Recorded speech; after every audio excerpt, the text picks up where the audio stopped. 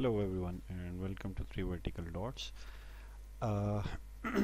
पिछले लेक्चर में हमने जो है वो डिफरेंट रिलेशंस की जो है वो टाइप्स को स्टडी किया था कि कितनी टाइप्स के रिलेशंस होते हैं, उनमें क्या क्या फ़र्क होता है, उनको किस तरीके से हम रिप्रेजेंट कर सकते हैं। तो उसी को लेक्चर को फर्दर आज इस लेक्चर में हम लेके चलेंगे और मज़ीद टाइप्स को एक्सप्लोर करेंगे कि जो हमारे रिलेशंस हैं उनकी और क्या टाइप्स हो सकती हैं। वहाँ पे जाने से पहले एक एक्सरसाइज को ज़रा देख लेंगे। फॉर एग्जांपल हमारे पास दो जो हैं वो रिलेशंस हैं आर और एस एक सेट ए के ऊपर, और आर और एस जो हैं वो रिफ्लेक्सिव हैं। क्वेश्चन ये है कि अगर आर और एस जो हैं वो रिफ्लेक्सिव हों तो क्या आर इंटरसेक्शन एस जो है वो रिफ्लेक्सिव होगा या नहीं। और इसी तरीके से आर और एस अगर सिमेट्रिक हों तो क्या आर इंटरसेक्शन एस जो है वो सिमेट्रिक होगा कि नहीं। इसी तरीके से सी पार्ट में वो कहता है कि R and S are transitive. अगर आर और एस ट्रांजिटिव हों तो आर इंटरसेक्शन एस जो है वो ट्रांजिटिव होगा या नहीं होगा। तो इसको सॉल्व कर लेते हैं हम अपनी थोड़ी प्रैक्टिस के लिए। तो सबसे पहले हमने प्रूव ये करना है कि आर, और देखना ये है कि आर इंटरसेक्शन एस जो है वो रिफ्लेक्सिव है या नहीं है। ये प्रूव करने के लिए हमें ये तो पता है कि आर और एस जो हैं वो रिफ्लेक्सिव हैं। आर और एस जो रिलेशन है वो रिफ्लेक्सिव है। तो अगर रिफ्लेक्सिव की डेफिनेशन देखें तो इसका मतलब ये है कि सपोज़ ए कोई ऐसा जो है वो एलिमेंट है जो सेट ए से बिलोंग करता है, तो उसका अपने साथ जो कार्टेशियन प्रोडक्ट है वो रिलेशन आर का हिस्सा है, और इसी तरह ए का अपने साथ जो कार्टेशियन प्रोडक्ट है वो एस का हिस्सा है, तभी ये रिफ्लेक्सिव होंगे। यानी इनके अपने जो अपने साथ इनका जो एक ऑर्डर्ड पेयर एग्जिस्ट करना चाहिए। तो अगर वो आर में भी पाया जाता है और एस में भी पाया जाता है, इसका मतलब ये है कि अगर कोई चीज़ आर में भी पाई जाए और वही चीज़ एस में भी पाई जाए तो वो आर इंटरसेक्शन एस में पाई ही जाएगी, मतलब by definition of it. R intersection S क्या है कि वो उस चीज़ पे मुश्तमिल है जो आर में भी है और एस में भी है। तो इसका मतलब यह है कि ए का अपने साथ जो कार्टेशियन प्रोडक्ट है वो सॉरी अपने साथ जो ऑर्डर्ड पेयर है वो जो है वो आर इंटरसेक्शन एस का भी हिस्सा है। तो इसका मतलब ये है कि आर इंटरसेक्शन बी रिफ्लेक्सिव है। तो ये सिंपली उसकी डेफिनेशन से ही हमें ये चीज़ पता चल गई। अच्छा, इसी तरीके से हम देखना है कि क्या आर इंटरसेक्शन एस जो है वो सिमेट्रिक है या नहीं है। तो ये देखने के लिए बुनियादी तौर पे उसी तरीके से आप ने देखना है कि आर और एस आपको पता है कि वो सिमेट्रिक हैं। जब वो सिमेट्रिक हैं तो इसका क्या मतलब है कि आर में एक ऐसा ऑर्डर्ड पेयर एग्जिस्ट करता है कि ए और बी हो, वो जो है और साथ बी और ए भी हो, अपने रिवर्स भी हो। मसलन अगर किसी रिलेशन में को कहते हैं कि वो सिमेट्रिक है, तो उसमें बेसिकली हमने ये देखना है कि अगर 1 2 है तो 2 1 भी है, यानी उसका अपोजिट वाला जो ऑर्डर्ड पेयर है वो भी है। तो इसको प्रूव करते हैं। For all A and B belongs to A, if A and B का जो ऑर्डर्ड पेयर है, ए बी का ऑर्डर्ड पेयर है, वो आर इंटरसेक्शन से बिलोंग करेगा। तो अगर B A B R intersection S में होगा तब हम कहेंगे कि ये जो आर इंटरसेक्शन एस है ये जो है ये सिमेट्रिक है। तो ये प्रूव करने के लिए सबसे पहले हम सपोज करते हैं कि ए बी एक ऑर्डर्ड पेयर है जो आर इंटरसेक्शन एस का हिस्सा है, उससे बिलोंग करता है। तो इसका मतलब ये है कि ए बी जो है वो आर से बिलोंग करता है और ए बी जो है वो एस से बिलोंग भी करता है। मतलब इंटरसेक्शन क्या है, बुनियादी तौर पे इंटरसेक्शन वो चीज़ है जो दोनों में कॉमन है। तो जब अगर A B R intersection S में है तो इसका मतलब ये है कि वो आर में भी है और एस में भी है। यही चीज़ यहाँ पे लिखी हुई है bye definition of intersection of two sets. इसका मतलब ये है कि ए बी आर में भी होगा और ए बी एस में भी होगा। तो जब ए बी आर में भी है और एस में भी है, इसका क्या मतलब है कि ये सिमेट्रिक है। क्योंकि आर सिमेट्रिक है तो इसका मतलब ये है कि अगर ए बी है आर के अंदर तो बी ए बी होगा आर के अंदर। यानी हमने शुरू में सपोज किया ना कि आर सिमेट्रिक है, तो आर सिमेट्रिक है तो इसमें ए बी है। अगर ए बी है तो बी ए बी ऑटोमेटिकली उसमें होगा। इसी तरीके से हमने सपोज किया कि एस बी सिमेट्रिक है और हमें ये पता है कि ए बी जो है वो एस में है। अगर ए बी एस में है तो बी ए बी एस में होगा। तो इसका मतलब ये है कि जो बी ए है अगर वो एस में भी है और आर में भी है तो इसका मतलब ये है कि वो आर इंटरसेक्शन एस में भी होगा बाय डेफिनेशन ऑफ इंटरसेक्शन। इसका मतलब ये है कि आर इंटरसेक्शन एस जो है वो सिमेट्रिक भी है। अच्छा जी, तीसरी चीज़ हमने देखनी है कि आर इंटरसेक्शन एस जो है वो क्या ट्रांजिटिव है या नहीं है। ट्रांजिटिव रिलेशन क्या होता है कि इसमें ऐसा रिलेशन जिसमें ट्रांजिटिव प्रॉपर्टी जो है वो एग्जिस्ट करती है। ट्रांजिटिव प्रॉपर्टी क्या होती है कि आपके पास अगर ए बी है और बी सी है तो आपके पास ए सी भी होना चाहिए, यानी ये तीनों फॉर्म में आपके पास जो है वो ऑर्डर्ड पेयर्स होने चाहिए उस रिलेशन के अंदर, तब वो रिलेशन जो है वो ट्रांजिटिव होगा। ये हमने पिछले लेक्चर्स में देखा था। अगर आपको स्टिल कन्फ्यूजन है तो आप इससे पिछला लेक्चर देख लें ताकि आपको चीज़ें क्लियर हो जाएं। अच्छा जी, अब हमने क्या करना है कि हमने देखना ये है कि आर इंटरसेक्शन एस ट्रांजिटिव है या नहीं है, इसको प्रूव करके देखना है। तो सबसे पहले वही चीज़ हम सपोज करेंगे कि आर और एस हमारे पास जो है वो ट्रांजिटिव रिलेशंस है। ट्रांजिटिव रिलेशंस है मतलब इनमें ए बी बी सी और ए सी एग्जिस्ट करता है दोनों में। तो ये प्रूव करने के लिए कि आर इंटरसेक्शन एस जो है वो भी ट्रांजिटिव है, हमें ये शो करना पड़ेगा कि क्या कि अगर हमारे पास ए बी सी तीन कोई एलिमेंट्स हैं जो ए से बिलोंग करते हैं सेट ए से, तो अगर A B R intersection S से बिलोंग कर रहा है और B C R intersection S से बिलोंग कर रहा है, तो A C B R intersection S से बिलोंग करे, तो ये तीनों ऑर्डर्ड पेयर अगर एग्जिस्ट करेंगे आर इंटरसेक्शन एस से, तो ही हम ये कह सकते हैं कि ये जो है वो एक ट्रांजिटिव रिलेशन है।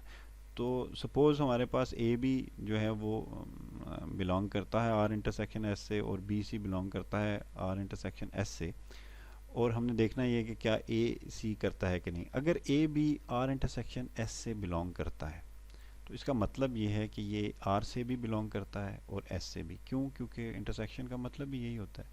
इसी तरीके से ए बी अगर एस से बी सी अगर आर इंटरसेक्शन एस से बिलोंग करता है तो इसका मतलब ही ये है कि वो आर से भी बिलोंग करेगा, यानी बी सी आर का भी में भी होगा और बी सी एस में भी होगा।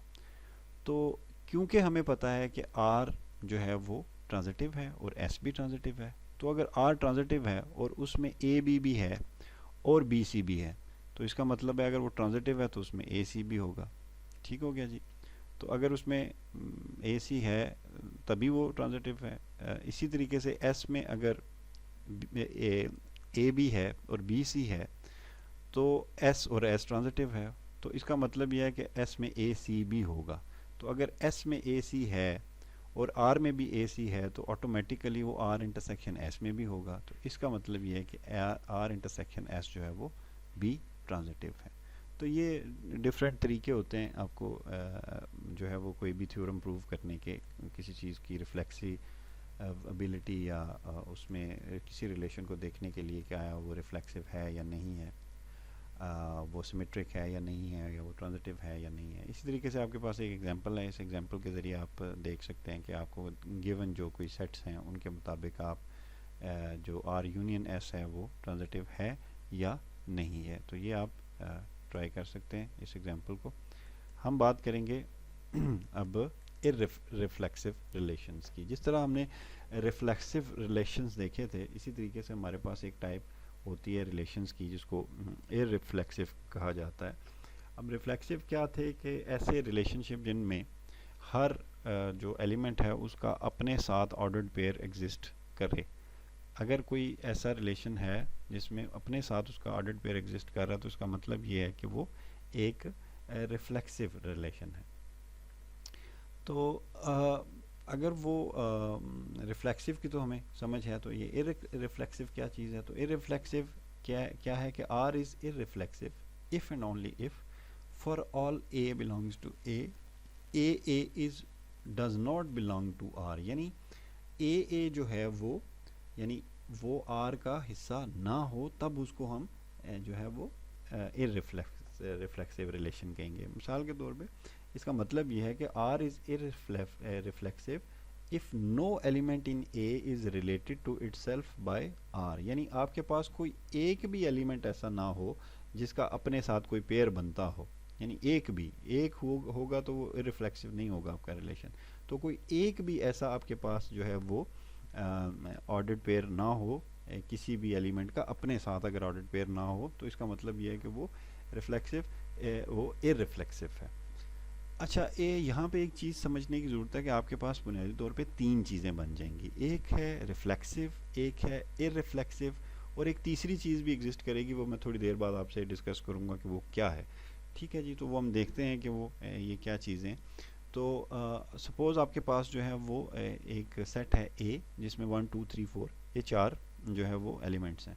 अब आपके पास इस सेट के ऊपर तीन रिलेशंस डिफाइन किए गए हैं। पहला रिलेशन है 1 3 1 4 2 3 2 4 3 1 3 4। दूसरा है जी 1 1 1 2 2 1 2 2 3 3 और 4 4। और तीसरा है 1 2 2 3 3 3 और 3 4। ये आपके पास तीन रिलेशन हैं जो इस सेट के ऊपर डिफाइन किए गए हैं। अगर आप थोड़ा सा याद करें कि रिफ्लेक्सिव रिलेशन में क्या होता था कि आपके पास जितने एलिमेंट्स हैं उन एलिमेंट्स का अपने साथ ऑर्डर्ड पेयर होना ज़रूरी है। तो हम देखते हैं कि क्या R1 जो है वो रिफ्लेक्सिव है या नहीं, या इररिफ्लेक्सिव है। तो हमारे पास दो फिलहाल चीज़ें हैं, रिफ्लेक्सिव और इररिफ्लेक्सिव। रिफ्लेक्सिव वो है जिसमें आपके पास ये अपने साथ इनका पेयर एग्जिस्ट करता हो, और इररिफ्लेक्सिव वो है जिसमें एक भी अपने साथ पेयर एग्जिस्ट ना करता हो। तो R1 को देखें ज़रा। R1 है 1 3 1 4 2 3 2 4 3 1 और 3 4। अब ये इसमें कोई एक भी ऐसा ऑर्डर्ड पेयर नहीं है जिसका अपने साथ ही ऑर्डर्ड पेयर बना हो। तो इस रिलेशनशिप में एक भी ऐसा एलिमेंट नहीं है जो ऐसे ऑर्डर्ड पेयर पे मुश्तमिल हो जो अपने साथ हो। मसलन 1 1 भी नहीं है, 2 2 भी नहीं है, 3 3 भी नहीं है, 4 4 भी नहीं है। तो इसका मतलब यह है कि R1 जो है वो इररिफ्लेक्सिव है। यानी इररिफ्लेक्सिव क्या होता है कि एक भी कोई ऑर्डर्ड पेयर जो है वो अपने साथ ऑर्डर्ड पेयर किसी भी एलिमेंट का एग्जिस्ट ना करे। अच्छा जी, इसके बाद हम बात करेंगे R2 की। अब R2 के अंदर आपके पास 1 1 है, 2 2 है, 3 3 है और 4 4 है। यानी ये तो सीधा सीधा जो है वो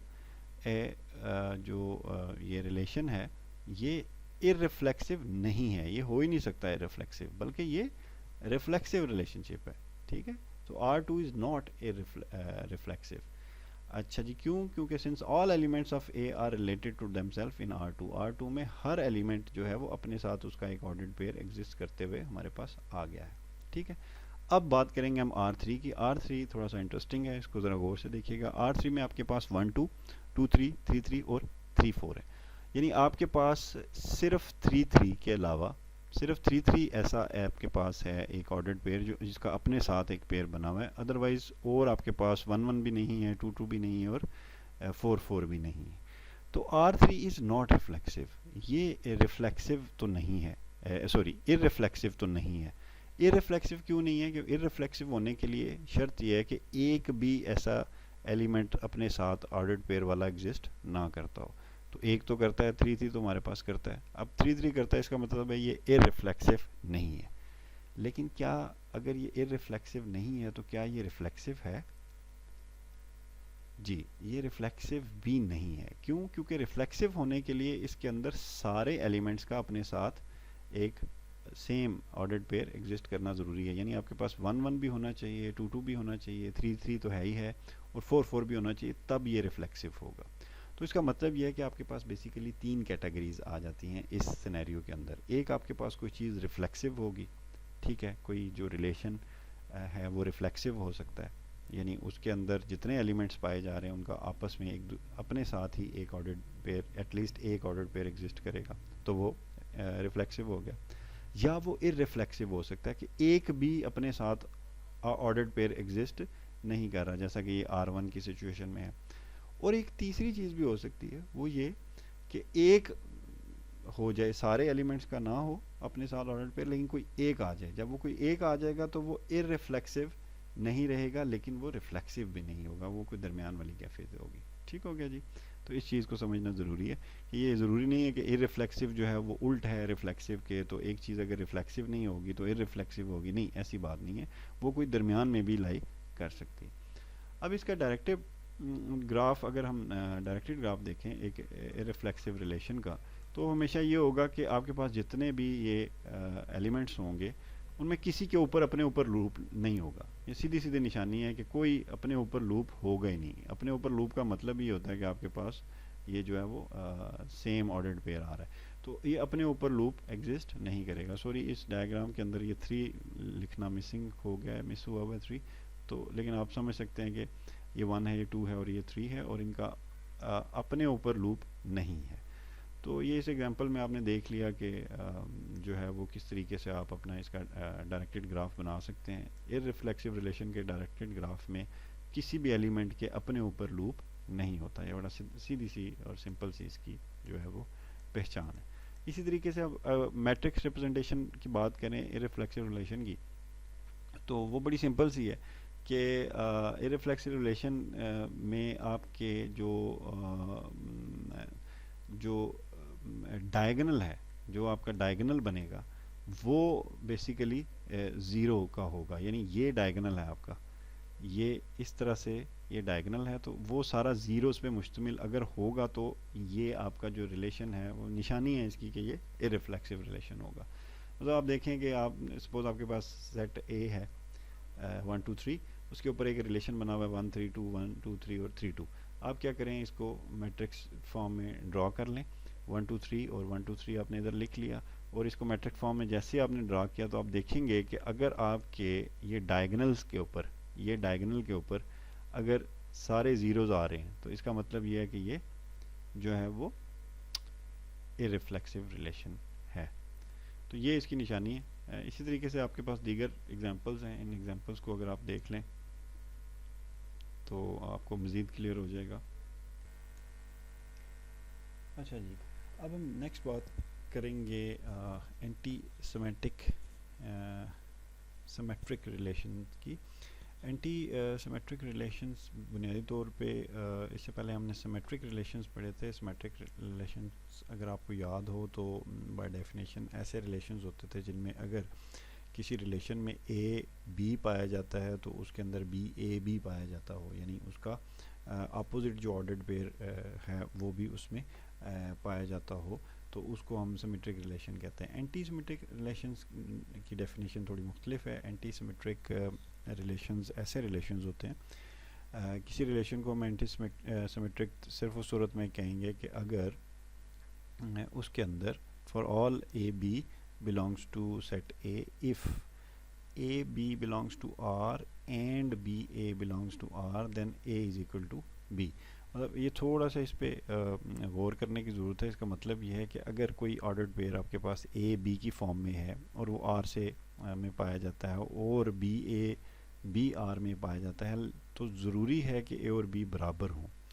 इसका मतलब ये है, इसका मतलब अभी हम थोड़ी देर में एग्जांपल्स में हम देखेंगे कि ये बेसिकली क्या बात है। थोड़ी सी टेक्निकल चीज़ है, इसलिए इसको गौर से समझने की ज़रूरत है। अच्छा, इसके रिमार्क्स को देख लें अगर, तो R is not anti symmetric if there are elements A and B in A such that A B belongs to R and B A belongs to R but A is not equal to B. ये क्या बात है, ये हम थोड़ी देर में देखते हैं। अच्छा, सपोज़ हमारे पास एक सेट है ए 1 2 3 4, उसके 4 एलिमेंट्स हैं और उस पर ये 4 रिलेशंस बने हुए हैं R1 R2 R3 और R4। अब हमने बेसिकली देखना ये है कि जो 1 बाय 1 इनको देखना है कि क्या ये एंटी सिमेट्रिक हैं या नहीं है। सबसे पहले हम R1 की बात करते हैं। R1 एंटी सिमेट्रिक है कि नहीं है। R1 को देखना है, आपने क्या देखना है, सबसे पहले देखना है कि आपके पास ए बी में बिलोंग करता है R से और उसका अपोजिट बिलोंग करता है R से, और क्या ए और बी बराबर हैं। देखें, सबसे पहले 1 1 को ले लें। 1 1 बिलोंग करता है R से, ओके। इसका अपोजिट भी 1 1 है, वो भी बिलोंग करता है R से, ठीक है। और ए और बी बराबर हैं, 1 1 ज़ाहिर है बराबर हैं, तो इसका मतलब ये है कि ये किसी हद तक इसको एंटी सिमेट्रिक के पास है। हम अगले की बात करते हैं। आगे 2 2 है। 2 2 यानी ए और बी बिलोंग करता है R से, और बी ए बी 2 2 ही होता है तो वो भी बिलोंग करता है R से, और ए और बी बराबर हैं, यानी ए और बी एक ही हैं यानी बराबर हैं। तो ये मतलब इसका ये भी एंटी सिमेट्रिक है। अच्छा जी, तीसरा आपके पास जो है वो 3 3 है। 3 3 बिलोंग करता है R से, इसका अपोजिट जो है वो बी ए यानी वो भी 3 3 है, वो भी R से बिलोंग करता है, और ए और बी बराबर भी हैं। तो इसका मतलब ये है कि R1 जो है ये एंटी सिमेट्रिक जो है वो एक रिलेशन है। ठीक हो गया जी। अब हम बात करेंगे R2 की। R2 को देखते हैं कि वो एंटी सिमेट्रिक है कि नहीं है। अच्छा जी, R2 में हमारे पास है 1 2 2 2 2 3 3 4 और 4 1। तो सबसे पहले हमने देखना ये है कि क्या इसमें जो है वो ए बी एग्जिस्ट करता है। जी ठीक है जी, ए बी 1 2 इसमें एग्जिस्ट करता है। अच्छा जी, क्या बी ए एग्जिस्ट करता है? 1 2 के साथ 2 1 है, 2 1 नहीं है। ओके, अच्छा थोड़ी देर के लिए इस 2 2 को छोड़ दें, इसको मैं बाद में आता हूँ, आप अगले पे चलें। अच्छा जी, आगे आपके पास 2 3, ओके जी 2 3 है, ओके ए बी है आपके पास। क्या 3 2 है? नहीं, 3 2 नहीं है। ओके ठीक हो गया। 3 4 है और 4 3 है? नहीं है। ठीक है जी। 4 1 है? जी है। और 1 4 है? नहीं है। तो इसका मतलब है आपके पास बाकी सारे ऑर्डर्ड पेयर्स का उल्ट जो है वो एग्जिस्ट नहीं कर रहा। ठीक है, वो आपके पास यानी बी ए बाकियों का नहीं है। अब आ जाते हैं सिर्फ 2 2 की तरफ। अब आपके पास 2 2 है। 2 2 को आप पहले को ए और इसको बी समझ लें। ठीक है, ए बी आपके पास आर में है। अब बी ए देखना है, बी ए भी 2 2 ही है, तो वो 2 2 आपके पास है। ओके ठीक हो गया। और तीसरी चीज़, क्या ए और बी बराबर हैं? क्या वो ए और बी बराबर हैं? बिल्कुल जी, 2 और 2 बराबर हैं। तो इसका मतलब है R2 जो है ये भी एंटी सिमेट्रिक रिलेशन है। ठीक हो गया। अब R3 की तरफ चलते हैं, देखते हैं कि क्या R3 जो है वो एंटी सिमेट्रिक रिलेशन है या नहीं है। तो देखते हैं जी। सबसे पहले आपने देखा कि 1 3 बिलोंग करता है R3 से, ओके करता है। 3 1 है, ओके जी 3 1 है। ठीक हो गया। तो क्या 1 और 3 बराबर हैं? नहीं, 1 और 3 बराबर नहीं है। तो बेसिकली कहने का मतलब ये है कि आपने हमेशा ये देखना होता है कि क्या एक ऑर्डर्ड पेयर एग्जिस्ट करता है, उसका ऑपोजिट भी एग्जिस्ट करता है, और वो दोनों बराबर हैं। ये तीनों चीज़ें जब तक आपकी एक रिलेशनशिप में नहीं पाई जाएंगी तब तक ये एंटी सिमेट्रिक रिलेशनशिप नहीं होगा। तो इसका मतलब ये है कि R3 हमारे पास जो है वो एंटी सिमेट्रिक रिलेशन नहीं है। क्यों नहीं है? क्योंकि 1 3 आपके पास है और 3 1 भी है, लेकिन 1 और 3 बराबर नहीं है। तो ये सिर्फ इसी सूरत में होल्ड कर सकता था कि अगर ये चीज़ें होती।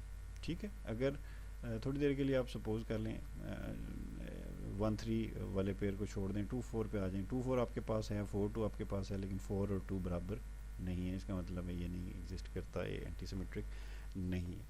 ठीक है जी। अब चलते हैं R4 की तरफ। R4 जो रिलेशन है वो आपके सामने है, वो है 1 3 2 4 3 1 और 4 3। अब देखना आपने ये है कि क्या ये एंटी सिमेट्रिक है या नहीं है। तो एंटी सिमेट्रिक देखने के लिए आपने सबसे पहले देखना है कि ए बी एग्जिस्ट करता है। ओके जी, ए बी 1 3 है, तो क्या बी ए है? जी बी ए है। 3 1 है। तो क्या 1 और 3 बराबर है? नहीं, 1 और 3 बराबर नहीं है। इसका मतलब ये एंटी सिमेट्रिक नहीं है रिलेशनशिप। ठीक हो गया जी। ये था एंटी सिमेट्रिक रिलेशनशिप। इसमें बेसिकली यही तीनों चीज़ें आपने देखनी होती हैं। अच्छा, इसको डायरेक्टेड ग्राफ देख लेते हैं कि किस किस्म का होता है।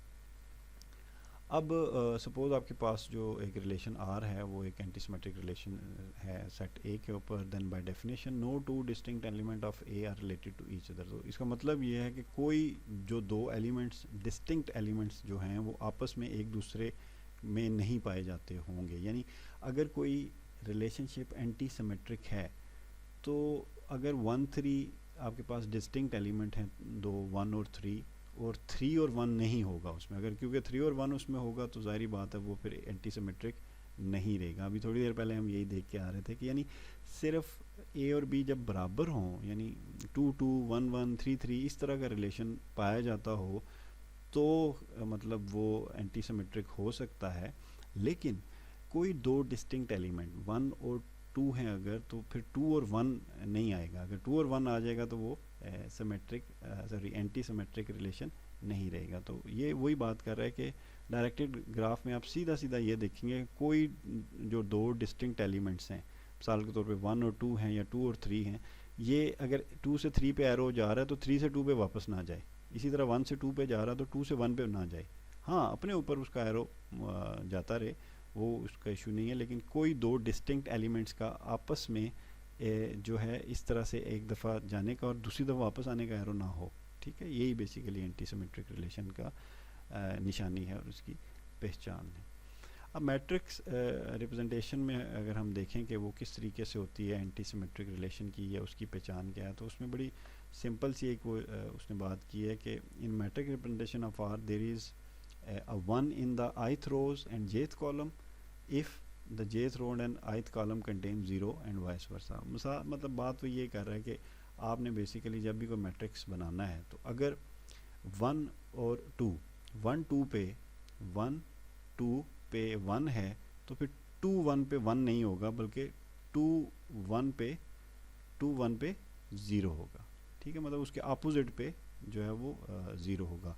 यानी अगर आपकी जो फर्स्ट रो है, फर्स्ट रो और सेकंड कॉलम 1 है, अगर फर्स्ट रो सेकंड कॉलम ये अगर 1 है तो आपका कि सेकंड रो और फर्स्ट कॉलम को लाजमी ज़ीरो होना चाहिए, यानी सेकंड रो और फर्स्ट कॉलम को लाजमी ज़ीरो होना चाहिए। इसी तरीके से अगर आपकी थर्ड जो आपकी रो और second column, third row second column अगर ज़ीरो है, थर्ड रो और सेकंड कॉलम अगर ज़ीरो है तो सेकंड रो और थर्ड कॉलम 1 होना चाहिए, यानी एक 1 होगा तो दूसरा 0 होगा, यानी इस तरह का इनमें रिलेशन होता है। तो ये पहचान है graphical representation, sorry matrix representation में एसिमेट्रिक एंटी सिमेट्रिक जो रिलेशन है उसकी ये पहचान होती है। अच्छा जी, आगे नेक्स्ट जो चीज़ है उसको कहते हैं पार्शियल ऑर्डर रिलेशन, या पीओ सेट या पॉसेट कहते हैं इसको, इसका शॉर्ट फॉर्म में। अब पार्शियल ऑर्डर रिलेशन वो रिलेशन होता है जो रिफ्लेक्सिव हो, एंटी सिमेट्रिक हो और ट्रांजिटिव हो। हमने इससे पहले जो है वो इक्विवेलेंस रिलेशन पढ़ा था और उसमें ये था कि वो रिफ्लेक्सिव भी हो, सिमेट्रिक हो और ट्रांजिटिव हो, जबकि पार्शियल ऑर्डर रिलेशन रिफ्लेक्सिव भी हो, कोई ऐसा रिलेशन जो रिफ्लेक्सिव भी हो, एंटी सिमेट्रिक भी हो और ट्रांजिटिव भी हो, उसको हम पार्शियल ऑर्डर रिलेशन कहते हैं। अब एक एग्जांपल से हम देख लेते हैं कि क्या होता है पार्शियल ऑर्डर जो है वो। अब सपोज हमारे पास let R be the set of real numbers, हमारे पास रियल नंबर्स हैं and define the less than और equal to on R as follows. Less than equal to एक हमारे पास ऑपरेटर होता है, अगर आपको याद हो ये एक फंक्शन होता है, इसका मतलब ये होता है कि कोई भी चीज़ या छोटी है दूसरी चीज़ से या उसके बराबर है। ये एक हमारे पास जो है वो फंक्शन है, ये मैथमेटिक्स में हम अक्सर इसको देखते रहते हैं, इसको डिनोट किया जाता है इस साइन के साथ। तो for all real numbers x and y, R क्या है, आर जो है वो x is less than equal to y, implies that x is less than y और x is equal to y, यानी दोनों काम है, ये जो एक्स है या ये वाई के बराबर है या वाई से छोटा है। तो ये हमने देखना है कि क्या ये रिलेशन जो है, ये जो फंक्शन है, इसका जो रिलेशन है, क्या ये लेस देन इक्वल टू जो रिलेशन होता है ये पार्शियल ऑर्डर रिलेशन है या नहीं है। तो इसको हम देख लेते हैं कि पार्शियल ऑर्डर है या नहीं।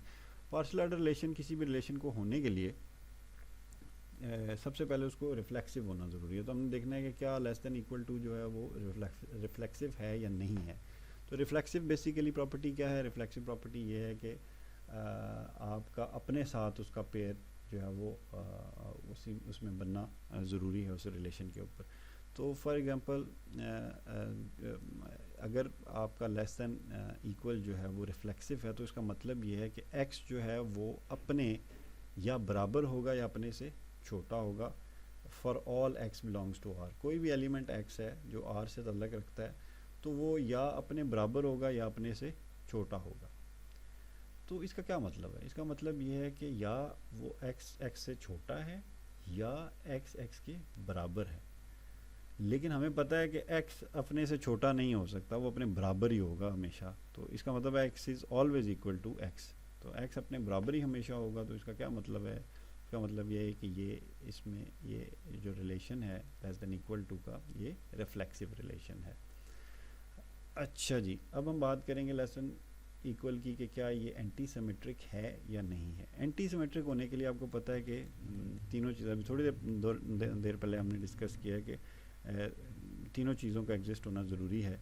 एंटी सिमेट्रिक कोई रिलेशन तभी होगा अगर x is less than equal to y and y is less than equal to x, इसका और then x is equal to y और x y के बराबर है, यानी इनकी x y से छोटा हो, y x से छोटा हो और x और y बराबर हों। तो यानी तीनों चीज़ों का होल्ड करना ज़रूरी है, तब ये एसिमेट्रिक होगा। तो जी देखते हैं कि ये क्या है। अब देखेंगे this follows from the definition of less than equal and trichotomy property which says that given any real number x and y exactly one of the following holds। यानी कोई भी आपके पास दो नंबर हैं x और y, तो इन तीनों में से कोई एक ही चीज़ ठीक हो सकती है, मतलब या x y से छोटा होगा या एक्स वाई के बराबर होगा या एक्स वाई से बड़ा होगा। कोई से भी दो नंबर आप उठा के देख लें, उन दो नंबर के दरमियान ये तीन में से कोई एक रिलेशन एग्जिस्ट कर सकता है। ऐसा नहीं हो सकता कि एक्स और वाई बराबर भी हों और एक्स बड़ा भी हो या छोटा भी हो वाई से, तो इसका मतलब ये है कि इन तीनों में से कोई एक रिलेशनशिप लाजमी जो है वो होल्ड करेगा। जब एक कोई रिलेशनशिप लाजमी होल्ड करेगा तो इसका मतलब सीधा सीधा ये है, इसका सीधा सीधा मतलब ये है कि ये इसके अंदर ये एंटी सिमेट्रिक रिलेशन है, क्योंकि जब एक्स वाई के बराबर होगा तभी उसके अंदर, एक्स अगर वाई के बराबर हो जाता तभी उसके अंदर ये दोनों प्रॉपर्टीज़ एक्स और वाई के बराबर होने पे वो वाले ऑर्डर्ड पेयर्स आ सकते हैं जो मसलन ए बी और बी ए जो हैं वो एग्जिस्ट कर सकते हैं, तभी उसी सूरत में जब एक्स और वाई बराबर होंगे। ठीक है।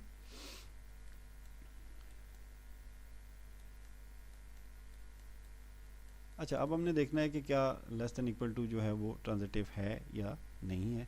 अब लेस देन इक्वल टू को ट्रांजिटिव होने के लिए एक का मतलब क्या है? इसका मतलब ये है कि अगर आपके पास एक्स वाई और जेड तीन कोई से जो हैं वो एलिमेंट्स हैं जो आर से बिलोंग करते हैं, ठीक है, तो अगर x less than equal to y and y is less than equal to z, then x must be less than equal to z। यानी क्या मतलब है इस बात का कि आपके पास कोई से तीन नंबर हैं, सपोज x आपके पास 1 है, y आपके पास 2 है और z आपके पास 3 है, तो x 2 से यानी 1 2 से छोटा है और 2 जो है वो 3 से छोटा है, तो इसका मतलब है x 3 से छोटा होगा, यानी ये सामने सामने आपके। तो इसका मतलब ये है कि हमेशा ये बात सच ही होती है कि अगर x आप छोटा है y से तो y, और y छोटा है z से, तो लाजमी बात है कि x जो है वो z से छोटा होगा। मिसाल के तौर पे x y z इसी तरह ही कि z आपका सबसे बड़ा भाई है, y उससे छोटा भाई है और x उससे छोटा भाई है, तो x अगर y से छोटा है तो ऑब्वियसली जो z जो घर में सबसे बड़ा है उससे तो x छोटा ही होगा। ठीक हो गया। तो इसका मतलब है कि ये ट्रांजिटिव भी है, लेस देन इक्वल टू जो रिलेशन है ये ट्रांजिटिव भी है। ठीक हो गया जी। इसके अलावा आपके पास एक्सरसाइज के तौर पे एक और एक्सरसाइज है, वो उसको देख लेते हैं, उससे चीज़ें मज़ीद क्लियर हो जाएंगी। आपने देखना है कि ये पार्शियल ऑर्डर रिलेशन है या नहीं है। एक चीज़ होती है जिसको कहते हैं सबसेट। आपके जहन में सबसेट आ गया होगा। सबसेट बेसिकली क्या होता है कि कोई भी ऐसा सेट जो किसी दूसरे सेट से निकले तो वो उसको सबसेट कहते हैं। और एक चीज़ हमने देखी थी कि हर सेट अपना सबसेट तो होता ही होता है, यानी हर सेट के दो सबसेट ज़रूर होते हैं, खाली सेट एक वो खुद जो सेट है। तो हमने देखना है कि सबसेट जो है ये पार्शियल ऑर्डर रिलेशन है या नहीं है। तो ये देखने के लिए कि ये पार्शियल ऑर्डर रिलेशन है या नहीं है, तो हमें ये देखना पड़ेगा कि क्या ये रिफ्लेक्सिव है, एंटी सिमेट्रिक है और ट्रांजिटिव है। अगर ये तीनों चीज़ें हैं तो इसका मतलब ये है कि वो पार्शियल ऑर्डर रिलेशन है, अदरवाइज़ वो नहीं है। तो अब सेट क्या है?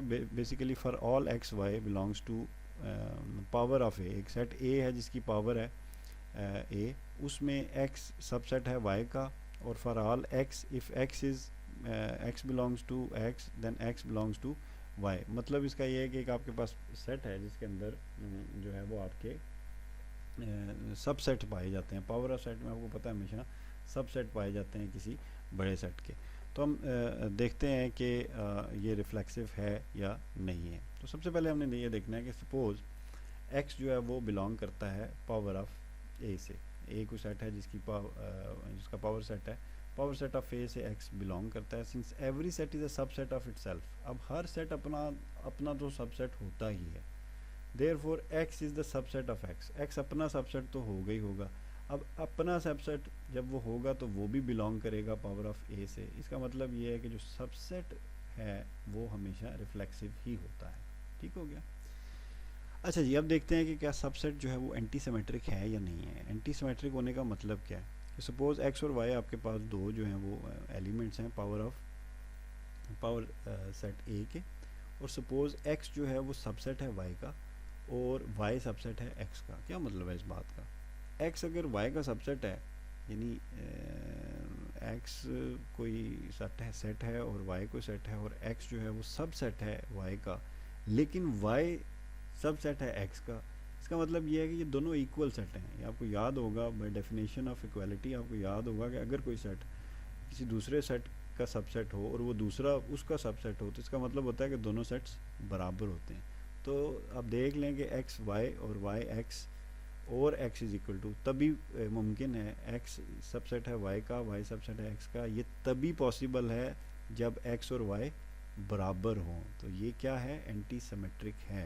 यही हमने देखना होता है ना कि इस सूरत में, सिर्फ इस सूरत में a और b और a एग्जिस्ट करें जब a और b बराबर हों, तभी वो एंटी सिमेट्रिक होता है। अच्छा जी, ये क्या ट्रांजिटिव है कि नहीं है? ट्रांजिटिव देखने के लिए आपको बेसिकली 3 एलिमेंट्स की ज़रूरत। सपोज आपके पास 3 x, y और z 3 सेट हैं जो बिलोंग करते हैं पावर सेट ऑफ a के। सपोज x सबसेट है y का और y सबसेट है z का। अगर x सबसेट है y का, यानी x छोटा है y से और y छोटा है z से, इसका मतलब z को बड़ा सेट है और ऑटोमेटिकली x जो है वो सबसेट होगा z का। तो इसका मतलब है जो सबसेट जो आपके पास है ये ट्रांजिटिव भी है। और अगर ये ट्रांजिटिव भी है, एंटी सिमेट्रिक भी है और जो रिफ्लेक्सिव भी है, तो इसका मतलब है कि ये पार्शियल जो ऑर्डर रिलेशन है। इसी तरीके से आपकी फर्दर एग्जांपल्स हैं। इन एग्जांपल्स को अगर आप स्टडी करें तो आपको जो है चीज़ें फर्दर क्लियर हो जाएंगी। आज की वीडियो के लिए इतना ही। इंशाल्लाह जो है वो नेक्स्ट, अगर आपको वीडियो पसंद आई है तो प्लीज़ इसको लाइक करें, और अगर आप हमारी वीडियोस रेगुलरली देखना चाहते हैं तो चैनल को सब्सक्राइब करें। और आपका कोई क्वेश्चन है तो प्लीज़ अपने कमेंट सेक्शन में आप पूछें। Thank you.